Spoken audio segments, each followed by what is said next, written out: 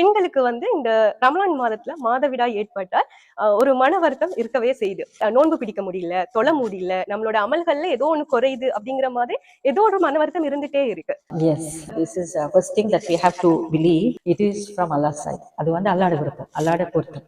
And அதே போல அல்லாஹ்ட நாட்டம். அல்லாஹ் சுப்ஹானஹு வ தஆலாவே எங்களுக்கு அதை லேசாக்கி தந்திருக்கிறார்.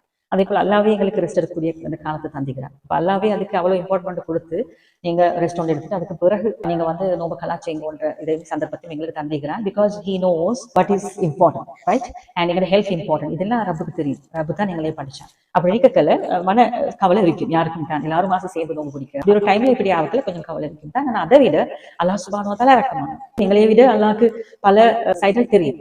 இதுல உள்ள நன்மைகள் அல்லாஹ்க்கு தெரியும். சோ நான் நினைக்கிறேன் மிச்சம் எங்க பெண்கள் வந்து சந்தோஷமா அதை ஏற்றுக்குவாங்க அப்படின்னு சொல்லி. பிகாஸ் ஒன் வேர்டா சொல்றேன்னா இட் இஸ் அல்லாஹ்ஸ் விஷ், அல்லாஹ்ட பொருத்தம். அதே போல அல்லாஹ் இடத்துல எங்களுக்கு அதுக்கான கூலி இருக்குது.